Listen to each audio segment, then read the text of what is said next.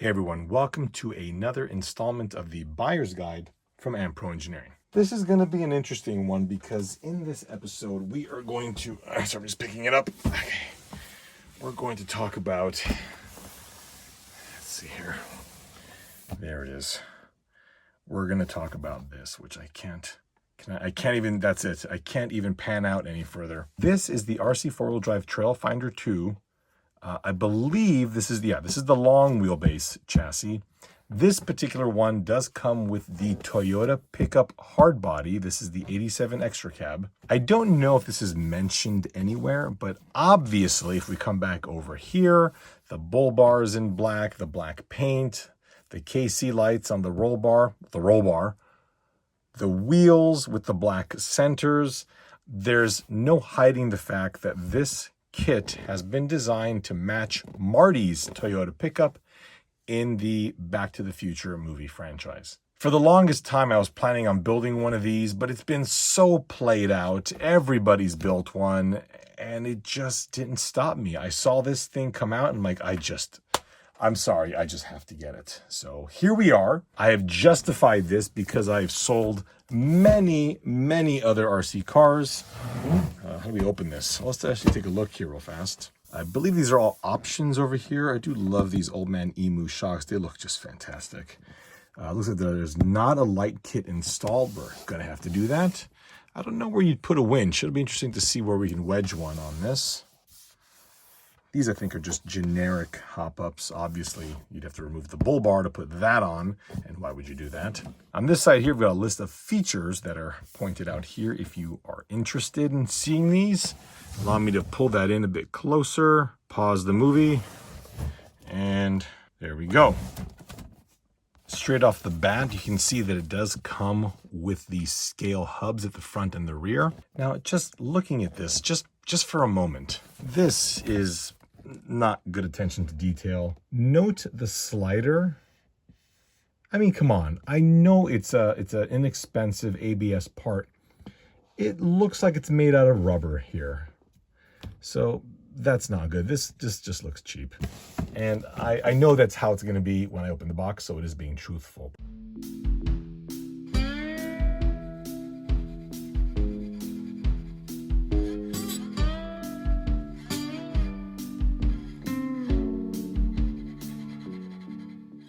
The chassis is out. First things first. Wait, why is this? Oh, we're supposed to install that. That's good. These tires, I don't know that it's possible for me to hate a tire more than I hate these. I hate how tall the sidewall is in comparison to how small the rim is. I don't know what the heck is going on here. Why is the bead or the lip of the tire so far out in relation to the lip of the rim? I love the tread. It's just the overall size. It's weird looking. You see, the tire is so narrow that the side bulging here gives it a really weird look. They're terrible. I hate them. Performance-wise, no idea. And I don't care. They're going to be sold. This is great. So it's got the ESC. Now, I've seen these ESCs before. I don't know where I've seen them. I think I've got maybe some cheap knockoff versions of these. But this is great. You've got the fuel tank at the rear. This is quite similar to what I've been doing for many, many years, mounting a secondary box for the receiver. Wire routing is lovely. No potential for anything to get caught. This is nicely done here as well.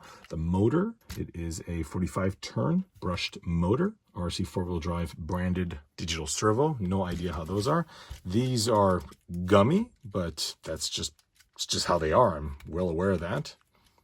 This is fantastic. So this bumper mount at the rear and at the front. Okay, the front one's not there, but the rear one is metal. On some of the other TrailFinders, the short wheelbase Mojave, or I should say the standard wheelbase, these are usually very, very soft plastic. So far, other than the tires that I hate and the rims, which are meh, it looks good. Plastic drive shafts, and they're ugly, but you know, I've got lots of these and they work well. Got this newer style XT. This is 60, right? Yeah, 60 connector. That'll be changed because I roll Deans, but it's good that RC4WD drive is basically modernizing. I know these are very common today.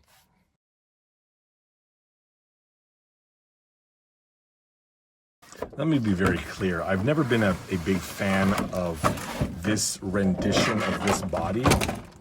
I think that there are certain details that are not quite right. When RC4WD drive went ahead and did this special edition version here, it's like the black masked all of it. Can I peel? I can peel, yeah. And this is not injection molded black. Well, I mean, it may be, but the black that we're seeing here is painted. A bit of orange peel, but tell you what, I probably couldn't do any better. So I think it looks really good. Lovely masking here between the bed and the bed rail, which is a matte black. Very, very nicely masked there. Tail lights are beautifully detailed. The interior is done in gray, which is screen accurate. There are some plenty of areas in there that could use some detailing, but overall it's quite nice. I can't tell you if this is painted gray or if it is molded in gray. This body is extraordinarily heavy. The hood alignment's a little bit off. I don't know if that's adjustable, but there's supposed to be an engine in here. Can I open this? Is there something preventing me from opening this? It doesn't want to open. I ended up calling my friend Jenny Mo, who, if you don't know who Jenny Mo is, check her out on Tamiya Club as well as Scale Builders Guild. And she informed me that you don't necessarily lift up, you pull out. And what happens is the entire hood slides on the little hinges. And then right here, there's a little hood prop. And there is our, I believe that's a Toyota 22RE 4-cylinder fuel-injected motor. Now, what's very strange here is that, I mean, I'm assuming that's the upper water neck. It needs a hose. Well, we'll have to fix that. This is this is the front trim piece on the bumper right here. I almost called it a splitter or an air dam, but I don't know that you would call that on a 4x4.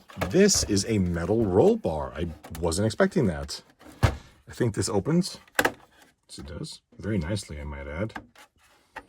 There are, it looks like back here, you have to peel off the protective decal over Toyota. There's another box that came with some other goodies. This looks like this is the front bumper in metal, which is, again, I wasn't expecting it to be made out of metal. This is the rear bumper, also metal. In the little goodie bag it came with, these are the tools to remove the scale hubs that it came with. There's a front and a rear. This is your battery retention strap, a couple of extra screws, and some screws to hold the body on, as well as decals for the mirrors. So this is the first RC4WD drive radio I've ever seen, or picked up for that matter. I do like the functionality on it. You've got channel 1, channel 2, and channel 3 trims and endpoints. This is a 3-position channel 3. So if you have a 3-speed trans, well, first, second, and third.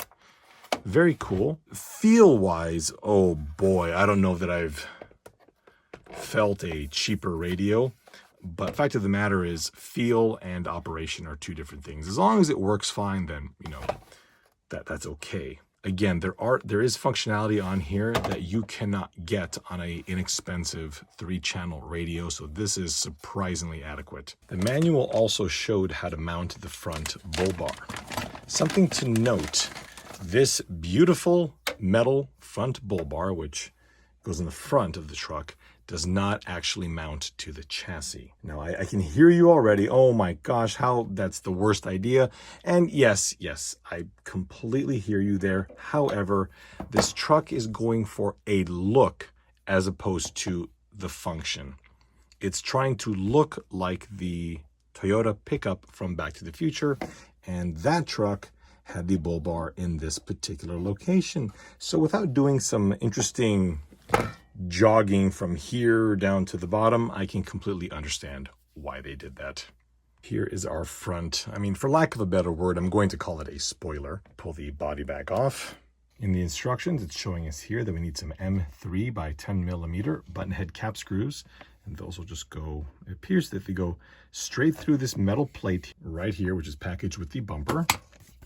And then that threads into this air dam, and then presumably that all goes into the front bumper.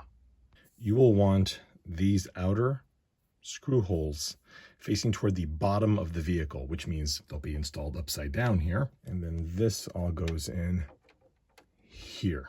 So it'll look just like that. If you have this plate installed the other way around, then when you slot in the front bumper here, these holes will not align with those holes. So next we need an M3x8 to install the front bull bar. Well, that got me thinking, how do you install the KC lights with the bumper installed? Well, here's how.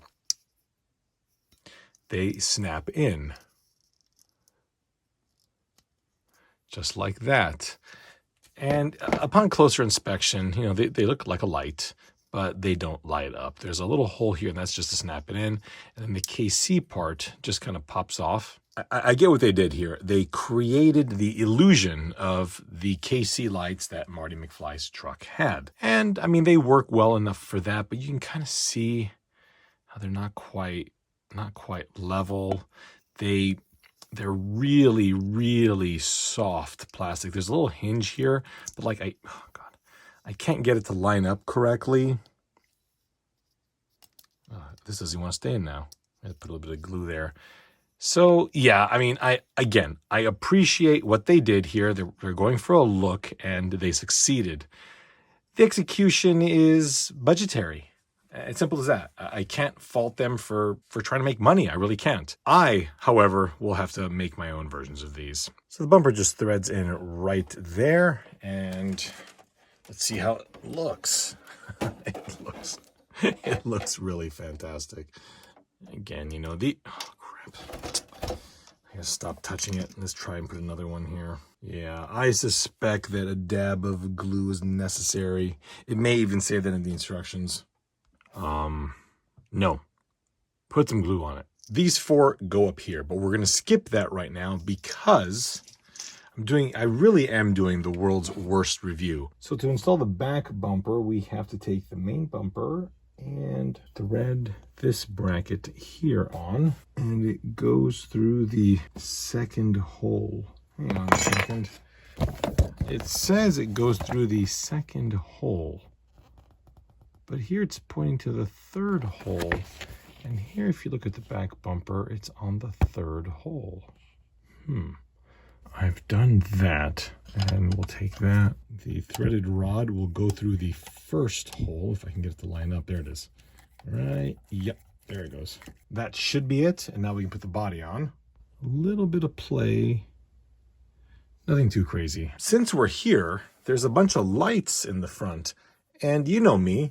I like lights working, so let's wire them up. I have this here light kit, and I have this here extra orange one, because the way I'm going to wire this up is to make the amber light in here a turn signal, which it should be. On these trucks, it's possible that this is also a turn signal, like they alternate.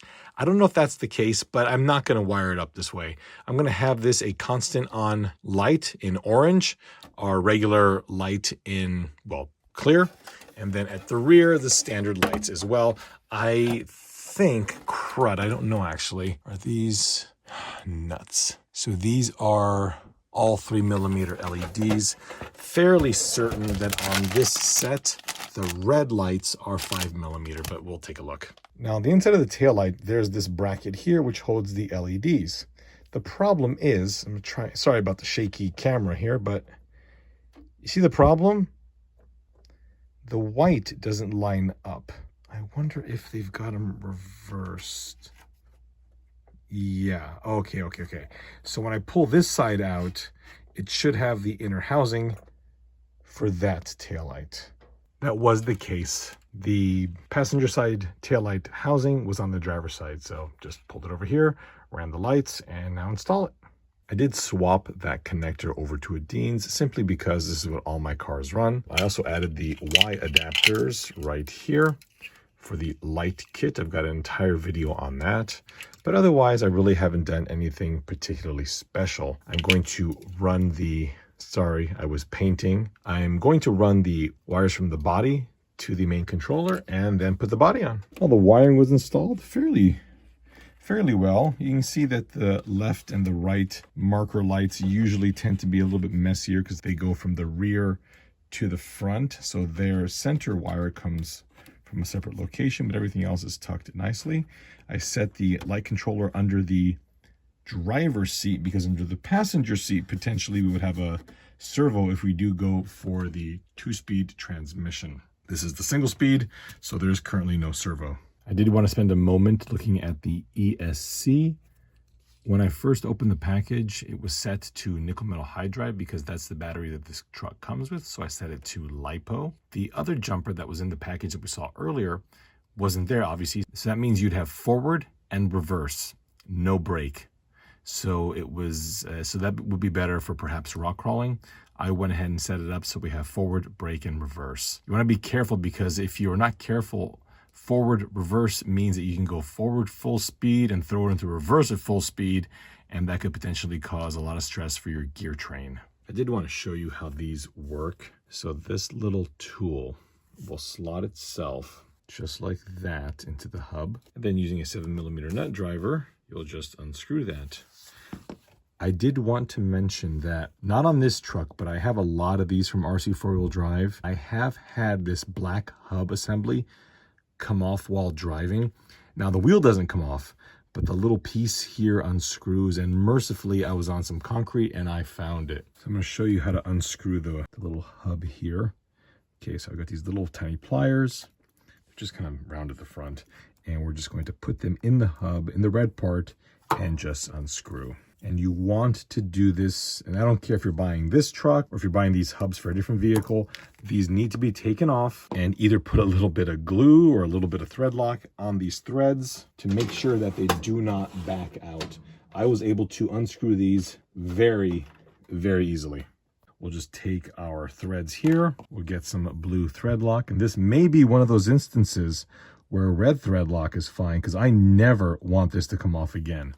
Okay, so we got some on there. You'll want to key this. See that right there? Where the little corresponding slots are here. And obviously it's probably best to do these off the vehicle, but I'm just gonna wing it here. And then use whatever tool you use to remove them to tighten them back up, just like that. Okay, what you don't want to do is mar this at all because that would ruin these beautiful hubs. Let the thread lock or glue cure. Here's the rear. It's got this, I want to say, clover shape. It does not appear to be a clover here, but it certainly looks that way there. Be careful when you are installing this because you want to make sure that as you turn the nut driver, that you keep the nut driver as perfectly perpendicular to the wheel as possible or coaxial to the axle, because a slight variance like this could start to wear the edges. And what you don't want is to have this thing strip out. That would be, again, just horrible. I just want to be clear that I haven't found issues with these, but I'm pretty careful about how I assemble and disassemble mine because of that. And I can see that this could be a potential issue. So just be careful. Speaking of thread lock, if we flip this little guy over here, you absolutely must put thread lock on all of the screw pins holding in the drive shaft. These come off very, very easily. And if you do not want to have your day ruined, I would recommend pulling out the screw pin, putting a dab of blue thread lock, not red. You do want these serviceable, and inspect all of these different drive shaft connections here. You want to make sure that those are all nicely secured. Well, that completes the unboxing and basic assembly of this truck. Usually I will finish a buyer's guide with driving footage, but in this case, again, I have to apologize, but I'm not going to do that. And the reason is I'm going to sell some parts of this truck. I'm going to sell the wheels and tires because I don't like either of them. I'm going to sell all of the electronics. Not that there's anything wrong with the electronics. I simply have other electronics I would rather use in this vehicle. And also, given its overall look, of course, I'm going to turn it into a more screen accurate version of the truck from Back to the Future. So we'll 3D print some upper roll cage lights. lights. We'll redo the front lights, which are supposed to be rectangular, by the way. The truck will, of course, be ruined by AmPro by lowering the vehicle, as I usually do.